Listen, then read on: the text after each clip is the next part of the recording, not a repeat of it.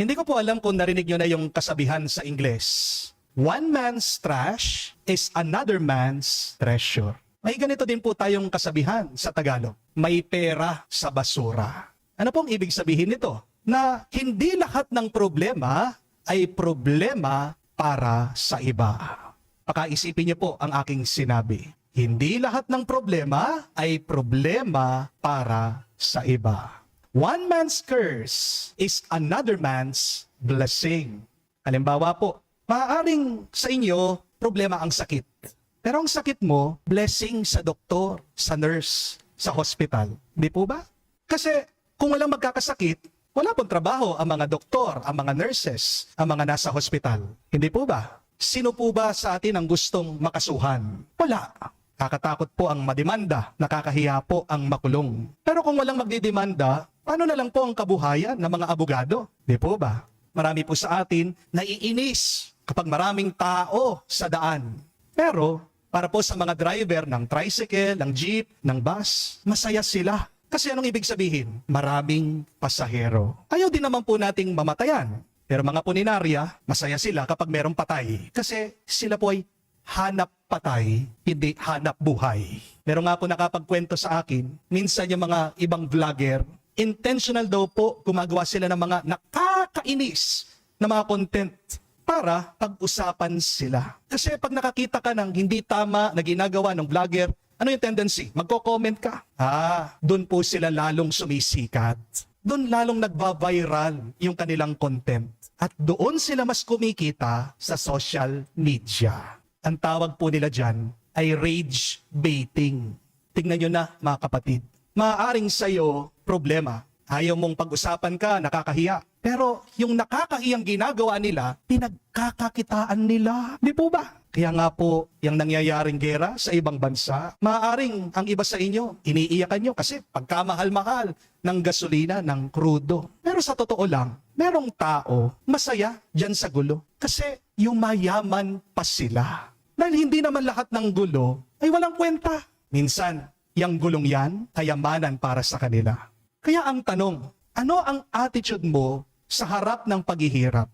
My dear friends, you can choose to become a victim or a victor in your suffering.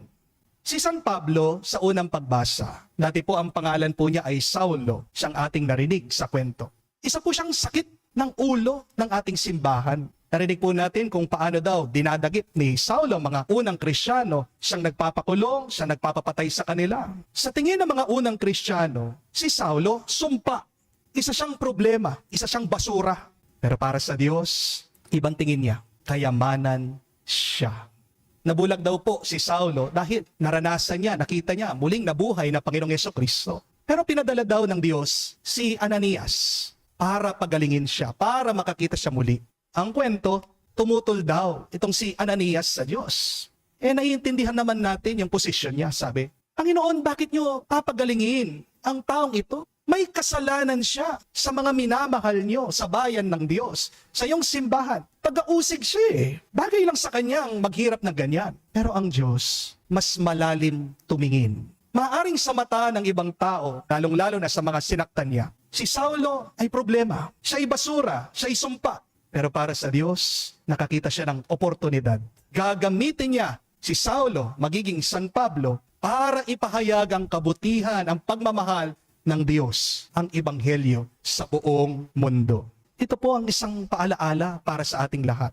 Sana wag naman tayong agad maghusga. Ano man ang problema mo sa buhay, saan ka man naghihirap, ano man ang kinaiinisan mo, ano man kinakagalit mo ngayon, may oportunidad dyan. May pagpapala dyan. Amen?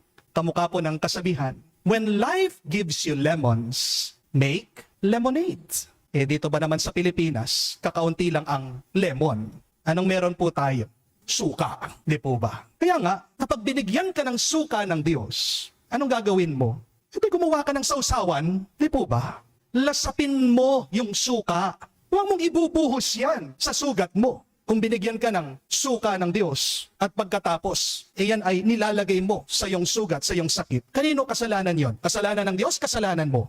Alam nyo ang sagot dyan. Di po ba? Hindi nagkakamali ang Diyos sa pagbibigay niya sa atin ng mga problema, ng mga pagsubok, ng mga paghihirap. Understand this. God sometimes answers our prayers in reverse. Because God prepares you before He promotes you. Ulitin ko po yun. God prepares you before He promotes you. Hindi niyo po ba napansin? Kapag humihingi ka ng peace of mind o kapayapaan sa Diyos, anong binibigay niya sa iyo? Dumadating, bagyo, mas maraming problema, mas maraming gulo. Binibigay ito ng Diyos sa iyo, hindi para guluhin ka, o hindi para turuan ka. Itong mga gulong ito ay daan para makaranas ka ng kapayapaan. Dahil ang tunay na kapayapaan, hindi ka wala ng problema, o hindi ito ay presensya ng Diyos sa gitna ng iyong problema. Kapag humingi ka ng pera sa Diyos, hindi naman agad-agad bibigyan ka ng kayamanan. Kung hindi, ang ipagkakalob niya sa iyo ay sitwasyong magtuturo sa iyo para magpahalaga. Minsan, padadaanin ka niya sa pagkukulang, sa mga utang. Hindi para pahirapan ka, kung hindi para hubugin ka. Dahil mas mahalaga para sa Diyos ay yung matuto kang magpahalaga kesa doon sa maging mayaman ka at magmayabang ka. Di po ba? Kapag humihingi ka sa Diyos ng karunungan, hindi ka bibigyan ng Diyos ng libro at ng mga guro. Bibigyan ka niya ng mga sitwasyon, mga pagsubok, mga mahirap na karanasan. Hinahayaan ka ng Diyos na mabigo. Hindi para ibagsak ka, hindi para turuan ka. Dahil may biyaya sa pagkadapa, may karunungan sa pagkakamali. Tandaan niyo po mga kapatid, nothing can teach you more than your errors. Kapag humingi ka din ng love life sa Diyos, hindi ka niya bibigyan ng Prince Charming, ng Beauty Queen, ng Dawan. Minsan, bibigay pa nga niya sa iyo, broken-heartedness. Hahayaan ka ng Diyos na masaktan ang puso mo. Padadaanin ka niya sa pagkabigo. Paparanas siya sa iyong pag-iisa. Hindi para wasakin ka, o hindi para ihanda ka. Hinahanda kasi ng Diyos ang puso mo para magmahal ka ng tama. Aalisin ng Diyos sa iyo mga maling attachments. At ituturo niya sa iyo kung paano ka tunay na magmahal. Kasi kung hindi ka buo, kapag dumating yung tao na dapat mong mahalin, baka masaktan mo lang siya at baka saktan mo din ang iyong sarili. Di po ba? Kaya mga kapatid, tandaan niyo po ito. Before God gives you the promise, God builds you the character to sustain it. Kung ipagkakaloob agad ng Diyos sa iyo yung hinihingi mo, pero hindi ka handa, ano mangyayari? Yan ay mabilis ding mawawala. Di po ba?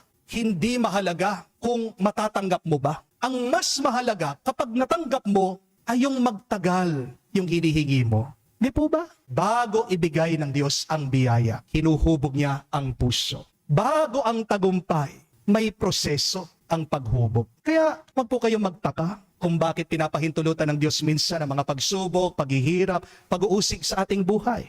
Tingnan niyo naman, mga unang Kristiyano, hinayaan ng Diyos. Sila'y pahirapan, ikulong, at yung mga iba, pinatay pa. Hindi sila pinabayaan ng Diyos, kundi dahil sa pag-uusig, sila'y pinalakas. Kasi sa paghihirap, tumitibay ang pananampalataya. Sa ating mga pag-uusig, nagiging totoo ang ating pag-ibig sa Diyos.